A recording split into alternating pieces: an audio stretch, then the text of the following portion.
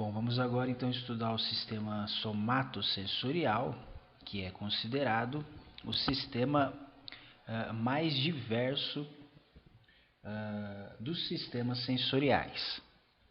E como mostrado em aulas anteriores, o sistema somatosensorial ou somestésico constitui a parte clássica das modalidades sensoriais. No entanto, a somestesia, cujo a palavra soma deriva do grego corpo e a estesis, sensibilidade, divide-se em submodalidades: o tato, a temperatura, a dor, o prurido e a propriocepção. Ou então, segundo Charles Sherrington, um neurocientista britânico e que foi laureado com o Prêmio Nobel de Medicina ou Fisiologia, em 1932, o sistema somatosensorial, então, abrange três grandes funções: a esterocepção, que é a sensação direta da interação do mundo externo com o corpo, cujo a principal forma de esterocepção é o tato, isto é, o toque do mundo, o toque do corpo, melhor dizendo, com o mundo externo, O que inclui aqui, por exemplo, a pressão e a vibração. Além disso, a sensação térmica do ambiente que circunda o corpo, se está calor, se está frio, o que é importante para a regulação homeostásica da temperatura corporal. Inclui-se aqui também a sensação de dor, isto é, a nocicepção, que é a capacidade de identificar estímulos táteis ou térmicos que sejam muito fortes, muito intensos, isto é, que podem possuir uma capacidade de causar dano ao organismo. O prurido enquadra-se nessa categoria nociceptiva. Prurido, para quem não conhece, é o termo relacionado à sensibilidade que produz coceira. A outra função, classificada por Sherrington, é a propriocepção, ou, como o próprio nome diz, a sensação de si próprio. Essa capacidade sensorial envolve os receptores localizados nos músculos, nos tendões, nas cápsulas articulares, o que permite a identificação ou a percepção consciente da posição do membro ou do corpo em relação ao espaço. É o que permite, por exemplo, o indivíduo, com os olhos vedados, identificar se o joelho encontra-se dobrado, se as mãos encontram-se fechadas ou abertas, se está na posição ortostática ou deitado. Tudo isso é parte da propriocepção. A terceira função, chamada de interocepção, relaciona-se ao estado interno do corpo, o que abrange uma série de receptores, sejam esses receptores sensíveis ao pH, sensíveis à osmolaridade, sensíveis à pressão arterial. Tudo isso faz parte da interocepção, que está relacionada ao sistema nervoso autônomo, uma vez que muitos desses estímulos não chegam ou não tornam-se conscientes. Bom, As fibras aferentes somatosensoriais primárias, cujo as terminações dos receptores encontram-se no sistema tegumentar, nos músculos ou nas cápsulas articulares, bem como nos órgãos viscerais, possuem seus núcleos e seus respectivos corpos celulares no interior do gânglio sensitivo do nervo espinal, que encontra-se na raiz posterior. Essas células, esses neurônios aferentes primários, possuem um único neurito a partir do corpo celular. Este neurito a partir do corpo celular se ramifica em dois, onde um axônio projeta-se para a periferia e o outro axônio projeta-se para o sistema nervoso central. E desse modo, então, esse neurônio é um neurônio pseudo-unipolar, que pode ser mielínico ou mielinizado, como no respectivo exemplo, ou amielínico. As terminações periféricas desses neurônios sensoriais aferentes primários possuem receptores especializados para diferentes estímulos. Os axônios periféricos, que medeiam o tato e a propriocepção, possuem os seus terminais dentro de uma cápsula não neural, sendo dessa forma chamados de terminações nervosas encapsuladas. Na respectiva ilustração, nós temos como exemplo as terminações de Ruffini, os corpúsculos de Pacini e os corpúsculos de Meissner. Essas terminações nervosas encapsuladas são estimuladas por estímulos físicos, estímulos mecânicos, cujo a deformação mecânica dessas cápsulas provoca uma mudança conformacional de canais catiônicos dos neurônios que são envolvidos por essas cápsulas e, consequentemente, é gerado um potencial de ação.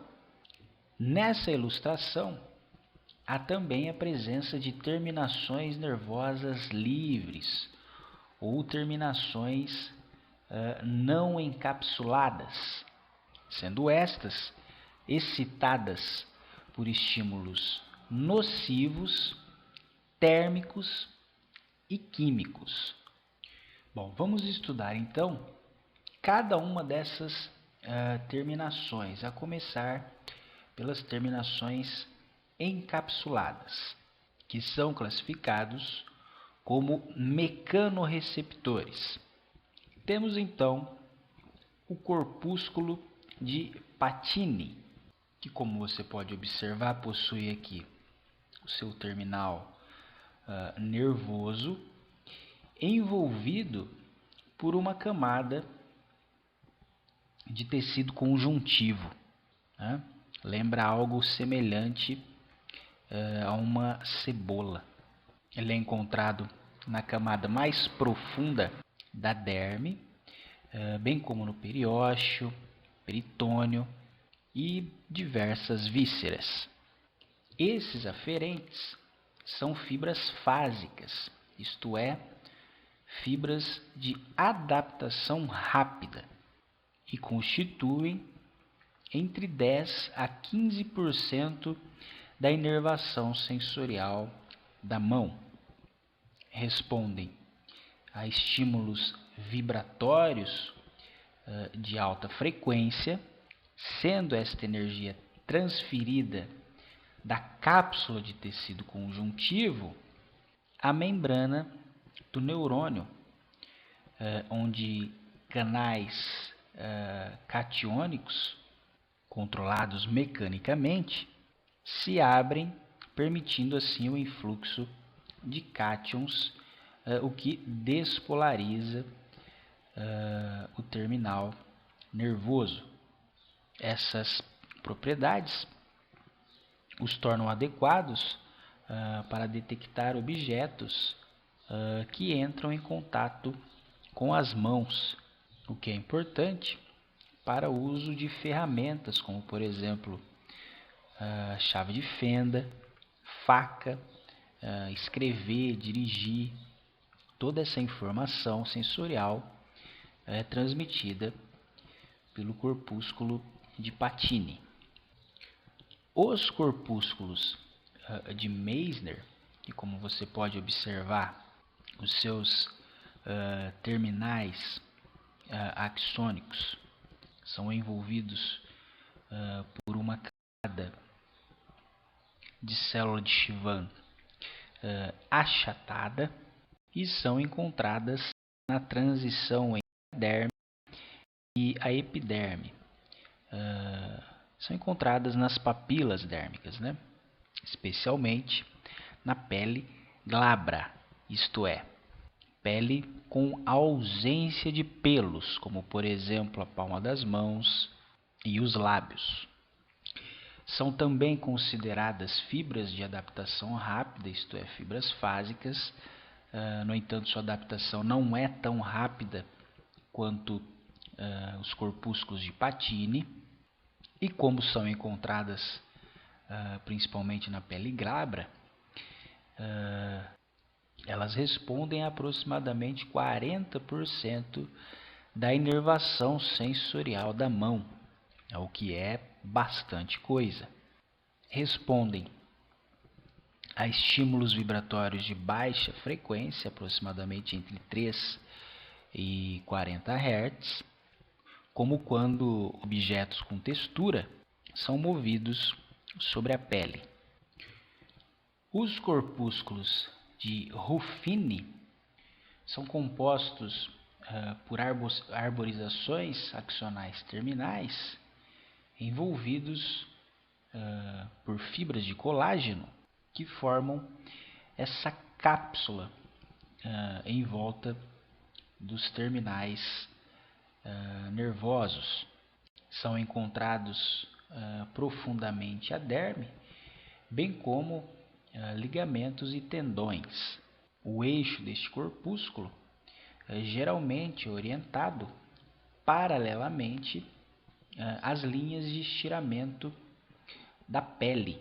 Sendo assim, são também sensíveis ao alongamento cutâneo. São considerados fibras de adaptação lenta e correspondem a aproximadamente 20% da inervação sensorial da mão. Os bulbos de Krause encontram-se nas áreas da pele com mucosa, como por exemplo os lábios e as genitálias. Possuem seus terminais nervosos encapsulados, como você pode observar. No entanto, a sua funcionalidade ainda é algo a ser estudado, ainda é incerto.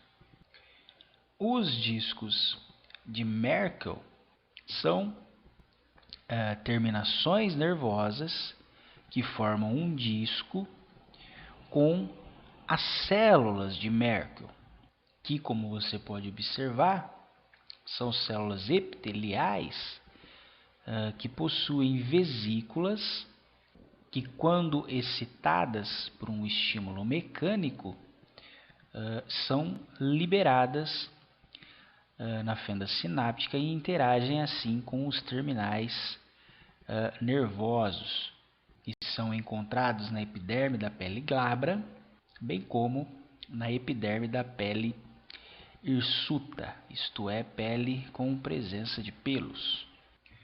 São fibras de adaptação lenta e correspondem a aproximadamente 25% da inervação sensorial da mão, especialmente a superfície dos dedos.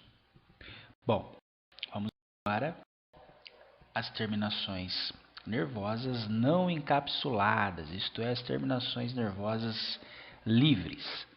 O folículo piloso, por exemplo, é ricamente inervado por esses tipos de fibras que, como você pode observar, se enrolam, envolvendo o pelo e dessa forma respondem então a deformações mecânicas do sentido do pelo.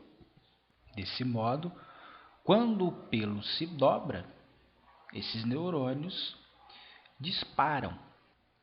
É esse sentido, por exemplo, que nos permite, de olhos vedados, identificar, por exemplo, a direção do vento. No entanto, essas fibras são de adaptação rápida, isto é, elas são disparadas apenas quando há um movimento do pelo, no caso.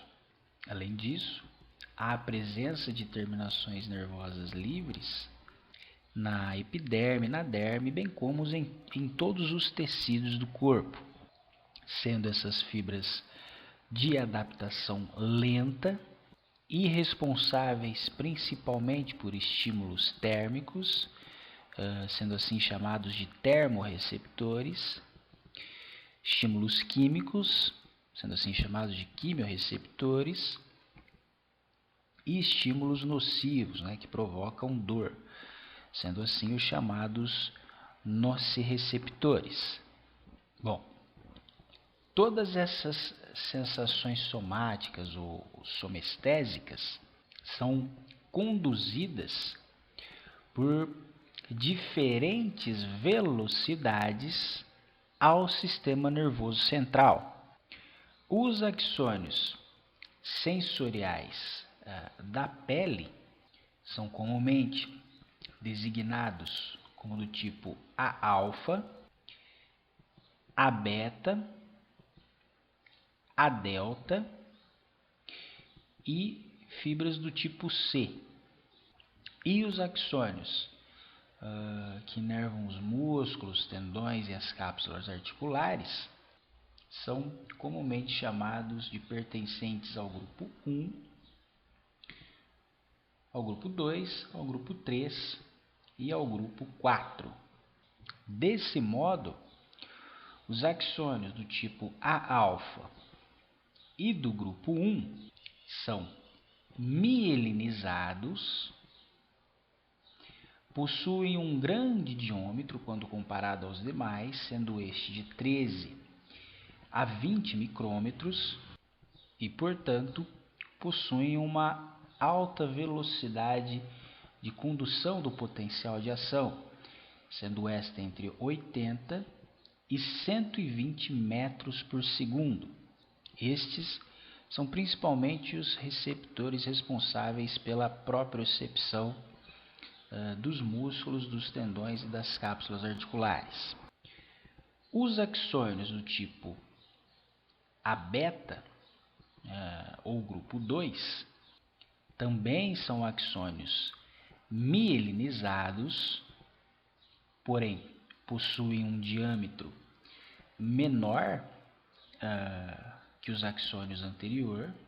Percebe? O diâmetro do axônio A-beta varia entre 6 e 12 micrômetros e possui uma velocidade de condução do potencial de ação de 35 a 75 metros por segundo, sendo estes responsáveis principalmente por estímulos mecânicos da pele. Os axônios do tipo alfa, melhor, A delta ou grupo 3, são receptores mielinizados que possuem um diâmetro entre 1 e 5 micrômetros e uma velocidade de condução do potencial de ação entre 5 e 30 metros por segundo. São estímulos, são axônios responsáveis por estímulos dolorosos, especialmente a dor aguda, bem como a temperatura. E os axônios do tipo C, ou grupo 4, que, como você pode observar, são amielínicos, possuem um pequeno diâmetro, entre 0,2 e 1,5 micrômetros, e possuem também uma baixa velocidade de condução do potencial de ação, entre 0,5 e 2 metros por segundo, sendo estes responsáveis pela detecção e condução de estímulos quanto à temperatura, dor, aqui a dor crônica, e o prurido, a coceira. Vamos analisar agora uma próxima tabela relacionadas ao tipo de estrutura presente no terminal do receptor, bem como ao tipo de axônio que conduz o potencial de ação para a sensação somática. Os mecanorreceptores cutâneos, mecanorreceptores da pele e subcutâneos. Temos então o corpúsculo de Meissner, cujo axônio varia do tipo A alfa e A beta, e são axônios de adaptação rápida, responsáveis por estímulos como, por exemplo, o afago ou a vibração. As células de Merkel possuem axônios do tipo A alfa e A beta, são de adaptação lenta e são responsáveis por estímulos de pressão e também por identificar a textura. O corpúsculo de Pacini possui axônios do tipo A alfa ou A beta, são de adaptação rápida e respondem à vibração. A terminação de Ruffini possui axônios do tipo A alfa ou A beta, são de adaptação lenta e respondem ao estiramento da pele. As terminações nervosas livres do folículo piloso possuem axônios do tipo A alfa ou A beta, são considerados do grupo 1 ou grupo 2, mas são fibras de adaptação rápida e respondem também ao afago ou à vibração, mas principalmente ao movimento do pelo, claro. Certo? Esses 3 receptores nós não vimos ainda.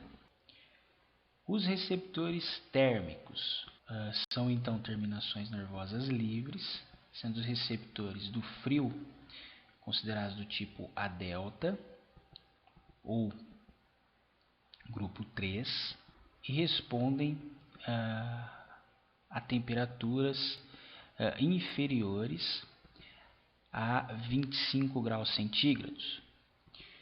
Os receptores de calor são fibras livres, cujos axônios são do tipo C ou grupo 4 e respondem ao aquecimento superior a 35 graus centígrados. Os nociceptores de calor são do tipo A delta ou considerados do grupo 3 e respondem a temperatura muito quente, acima de 45 graus centígrados. Isto é, são eles que proporcionam, por exemplo, o reflexo de retirada, um estímulo agudo, portanto. E os nociceptores de frio, que são terminações nervosas livres, cujos axônios são do tipo C, ou grupo 4, e respondem a temperaturas inferiores a 5 graus centígrados. Vamos aos nociceptores. Temos, portanto, os nociceptores mecânicos, que são do tipo A delta ou grupo 3, e respondem à dor empontada, ou aguda, que é a dor provocada, por exemplo, por um alfinete sobre a pele. Temos os estímulos mecânicos, térmicos, que são do tipo A delta ou grupo 3 e provocam a dor em queimação. E os receptores mecânicos térmicos do frio, que são fibras livres, terminações nervosas livres, cujo axônio é do tipo C ou grupo 4, e são responsáveis pela dor em congelamento. E os receptores polimodais, que são terminações nervosas livres, cujos axônios são do tipo C ou grupo 4 e provocam a dor em queimação ou a dor lenta. E os mecanorreceptores musculares e esqueléticos, os proprioceptores, que são encontrados no fuso muscular, sendo estes possuem axônios do tipo A-alfa ou do tipo 1 e detectam o comprimento da fibra muscular, bem como a velocidade desse encurtamento. Temos também o fuso muscular secundário, cujos axônios são do tipo A-beta ou grupo 2 e respondem ou detectam o alongamento muscular. Temos os órgãos tendinosos de Golgi, cujos axônios são do tipo A-alfa ou do grupo 1 e detectam a contração muscular ou tensão sobre o tendão. E os receptores nas cápsulas articulares, que possuem axônios do tipo A-beta ou grupo 2 e detectam a angulação articular, seja estática ou dinâmica. E há também a presença de terminações livres sensíveis ao estiramento, sendo estes responsáveis pelaquela sensação de dor aguda no músculo, cujos axônios são do tipo A delta ou grupo 3 e respondem, portanto, ao excesso de estiramento ou força da fibra muscular. Bom, a área ou território inervado por cada gânglio da raiz nervosa sensorial, bem como seu respectivo nervo sensorial, é denominado dermátomo. Desse modo, diferentes estudos realizados após a interrupção cirúrgica, traumática ou raízes afetadas pelo vírus herpes zoster contribuíram para a elaboração de um mapa dermatomal, onde cada segmento ou raiz nervosa é responsável por um dermátomo.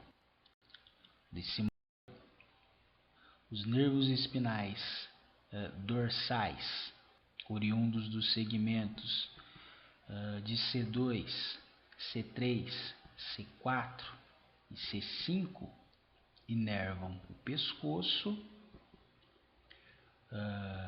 a parte superior do tronco e dos ombros, bem como a parte posterior dessas mesmas regiões.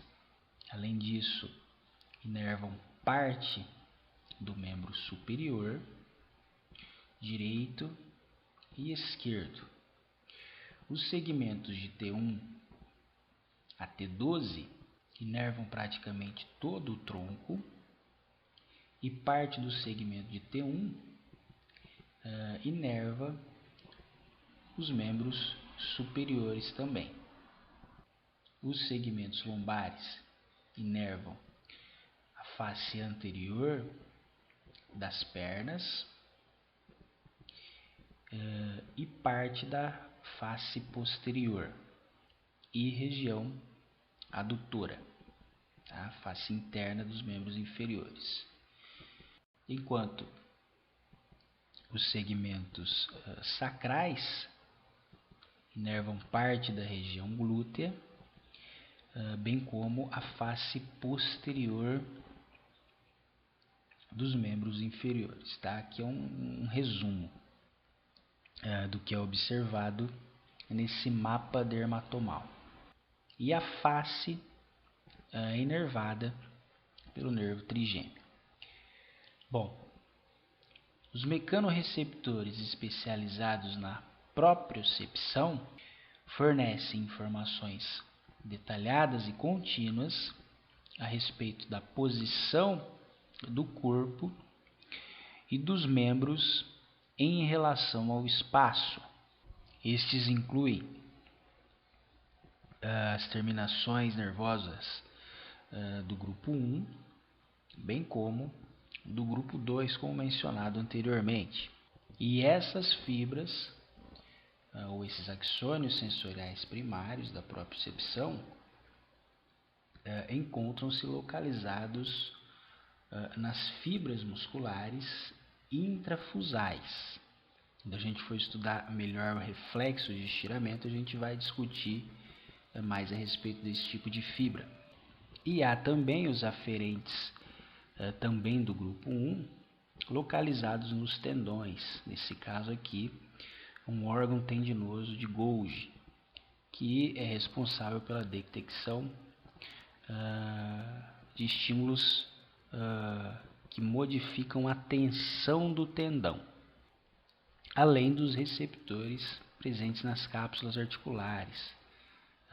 No entanto, nós não temos uma ilustração para mostrar esse tipo de receptor. Se nós ampliarmos esses receptores localizados nessas fibras intrafusais, nós notamos que eles envolvem essas fibras intrafusais e que a membrana desses axônios possuem canais iônicos sensíveis ao estiramento. Desse modo, quando essas fibras são alongadas, a modificação ou a tensão dessa membrana permite a abertura desses canais, que são catiônicos, permitindo assim o influxo de cátions para o meio intracelular, para o interior do axônio, que então se despolariza, enviando essa informação ao sistema nervoso central. Bom, esses impulsos nervosos do tato discriminativo, da propriocepção, bem como da vibração, ascendem para o córtex cerebral via funículo posterior, onde no núcleo grácil e cuneiforme do bulbo fazem sinapse com neurônios de segunda ordem que cruzam para o lado oposto e ascendem via lemnisco medial até o tálamo, fazendo assim sinapse com neurônios de terceira ordem e ascendendo assim para o córtex cerebral.